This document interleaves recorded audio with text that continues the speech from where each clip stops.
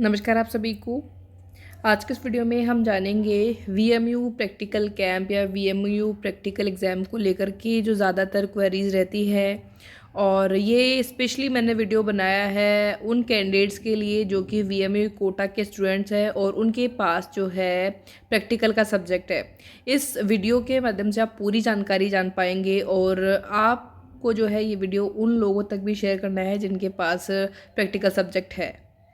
केवल 2 मिनट में आपकी जितनी भी समस्याएं हैं या फिर जितने भी आप पूरा जो सेशन कंप्लीट करेंगे, अपना 2 साल का या 3 साल का कोर्स है, अभी अभी एडमिशन लिया है, तो कहीं आपको कोई दिक्कत नहीं आने वाली है। बस इसको ध्यान से देख लीजिएगा ताकि आपको कहीं ग्रुप में भी टाइम वेस्ट नहीं करना पड़े, मैसेज सेंड करके या फिर कोई रिप्लाई करेगा इस तरह का। क्योंकि हमारा जो टेलीग्राम चैनल है या फिर ग्रुप है, वहाँ पर काफ़ी सारे इस तरह की जो क्वेरीज देखने को मिलती है। अगर आपने अभी तक ज्वाइन नहीं किया है सबसे बड़ा टेलीग्राम चैनल जो कि आपका वीएमयू स्टूडेंट से ही बना हुआ है, तो ज़रूर ज्वाइन कर लीजिएगा। VMU Kota daily updates link आपको दिया गया है जहाँ पर आपको हर एक अपडेट सबसे पहले मिल जाती है। और ग्रुप भी बनाया गया है, ग्रुप भी सबसे बड़ा ही है जहाँ पर सबसे ज़्यादा कैंडिडेट जुड़े हुए हैं वीएमयू के। अब हम बात करते हैं वीएमयू का जो प्रायोगिक कैंप है। अगर आप जैसे कि एडमिशन लेते हैं तो आपके मन में शुरू हो जाती है अगले ही दिन एक तो स्कॉलर नंबर को लेकर के, फिर उसके बाद कि हमारा प्रैक्टिकल कैंप कब होगा, कब हम किस तरह से हमें प्रैक्टिकल कैंप में जाना है, एग्ज़ाम किस तरह से होगी। अब हम बात करते हैं कि जैसे ही आपके स्कॉलर नंबर आ जाते हैं उसके कितने दिन बाद जो है आपको ध्यान में लगाना है कि अब मुझे ध्यान रखना है कि मेरा प्रैक्टिकल कैंप का जो नोटिस है मेरे को ध्यान में रखना है।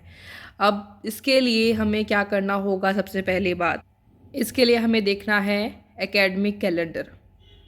ये आपका वीएमयू का प्रोस्पेक्टस में एकेडमिक कैलेंडर होता है। अब आप एडमिशन कौन से सेशन में ले रहे हैं, जुलाई में ले रहे हैं या फिर जनवरी वाले में ले रहे हैं, पहली चीज़ तो आप यहाँ पर देख लीजिए। हालांकि कोविड के बाद काफ़ी सिस्टम में बहुत कुछ बदलाव आया है, चल रहा है, लेकिन अभी धीरे धीरे वही पहले जैसा सिस्टम हो जाएगा। अब तो यहाँ पर ध्यान दें, यहाँ पर जैसे कि जुलाई में एडमिशन लेते थे प्रवेश की लगभग 1 जुलाई से 31 अगस्त तक, और इवन अभी जो कोविड आया था तब दिसंबर तक जो है इसके एडमिशन चले थे। तो काफ़ी लोग दिसंबर तक उसको बोलते हैं कि हमने दिसंबर में एडमिशन लिया, वो बात अलग है। लेकिन आपको ध्यान रखना है 2 ही सेशन है, जुलाई और जनवरी, ठीक है।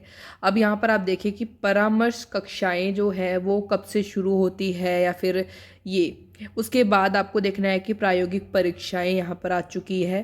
तो प्रायोगिक परीक्षा की अगर हम बात करें वो कब होती है, प्रैक्टिकल कैंप होने के बाद, या फिर जैसे कि प्रैक्टिकल कैंप शुरू हो जाते हैं तो जुलाई वाले जो एडमिशन लेते हैं उनको अगले साल जब अप्रैल के अंदर, मई के अंदर, आपको मई के अंदर जो है प्रैक्टिकल कैंप होते हैं उसके तुरंत बाद एग्ज़ाम होती है।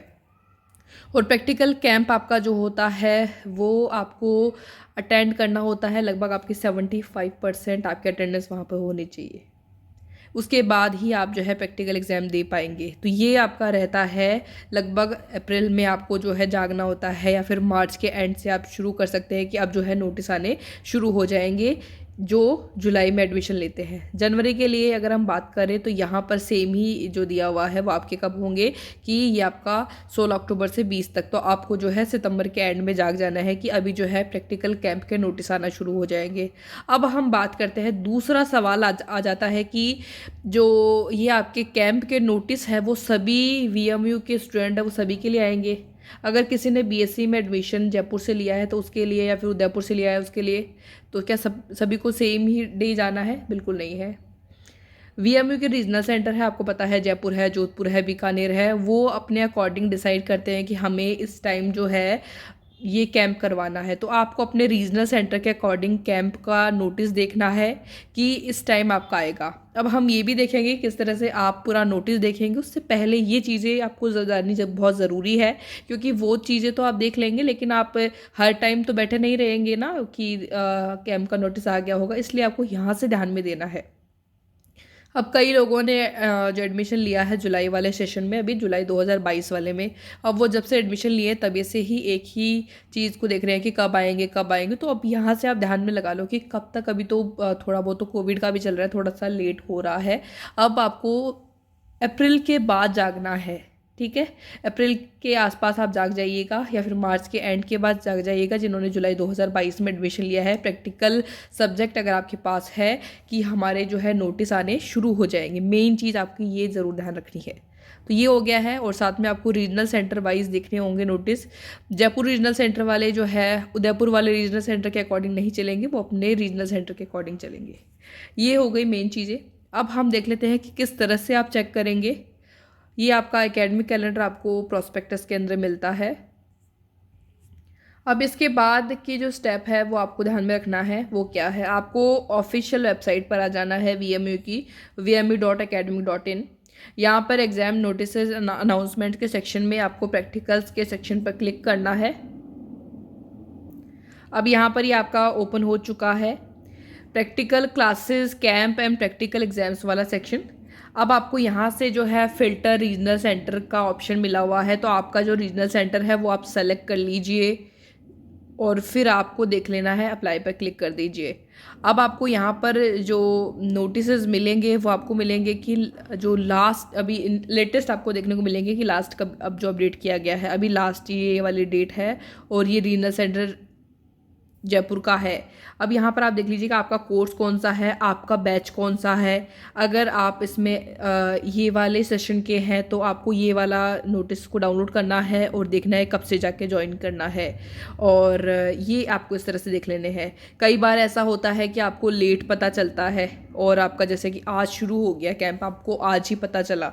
अब आप सोच रहे हो कि मेरा तो कैंप छूट गया, ऐसा नहीं है। आप नेक्स्ट डे जाके भी ज्वाइन कर लीजिएगा क्योंकि आपको 75% अटेंडेंस होनी चाहिए। तो एक दो दिन अगर आपका छूट भी जाता है तो आप जिस दिन आपको पता चले, ज़्यादा दिन अगर मान लो लास्ट दिन ही आपको पता चला है तो उसमें तो आपका कैंप छूट जाएगा।